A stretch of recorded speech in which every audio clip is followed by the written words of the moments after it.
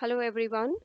So welcome to the last solution for the same definition I have been solving over the last 5 videos.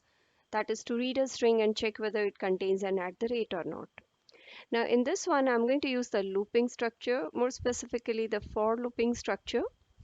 I'm going to sift through each of the character in the string and I'm going to stop at either the at the rate character if it is found or the end of the string. Now I'm going to keep a track of the status of whether an at the rate is found using a flag variable.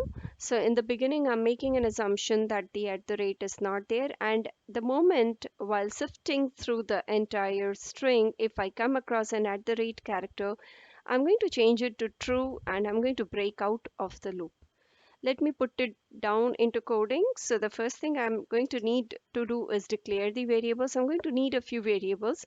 It is always a good habit to put all the variables in the beginning of the script so that anyone who's going through your logic knows which are the variables that are going to come into picture during the entire run of the program. Okay, so I'm going to use n to store the length of the string. I is going to be my looping counter variable. I'm going to need a variable, say x to store one extracted character, and I'm going to need a flag variable that's a special variable which is going to store in the state of whether the at the rate is found or not. So n contains the length of the string because I do not know how many characters user has entered. So n is going to store the length, which will help me in looping through each character one at a time. So flag initially, I'm making an assumption that at the rate is not there. So coming to the syntax of the for loop, it goes like this. You have the for header wherein you define the initial value of the counter. You define the stopping criteria. When should this for loop stop, right? And the behavior of the for loop counter. So I'm going to increment it after every loop. Okay, so the next thing. For each value of the counter, which is going from 0 to n minus 1, say I've written less than n, which means it reaches n minus 1. So it is going to stop when the value of I changes to n. So for every loop, I'm going to extract the character.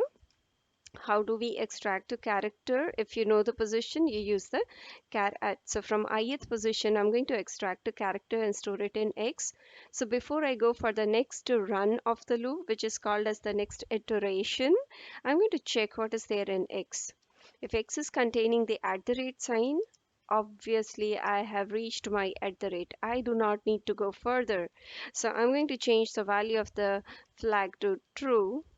Now what you can do is you can continue this for loop till the end of the loop, but it is no fun taking it across all the way till the end of the string. So I'm going to break out of the loop the moment I find an at the rate after changing the value of the flag to true. So now coming outside the for loop, I'm going to check what is the value of flag. If flag is true, obviously there was an at the rate found in the string.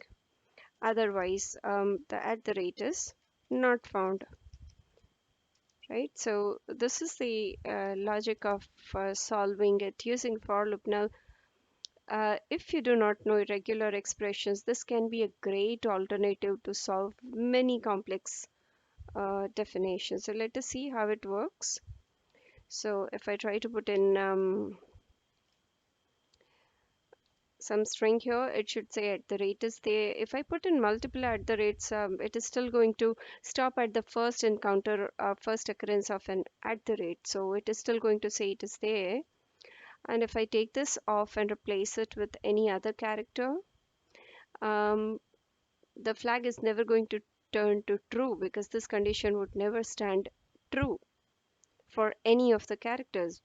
So in this situation, when it comes out of the for loop, the flag value would be false, which indicates that at the rate is not there, right? So go ahead and try this definition, and I'll see you with more definitions in the next few videos. Till then,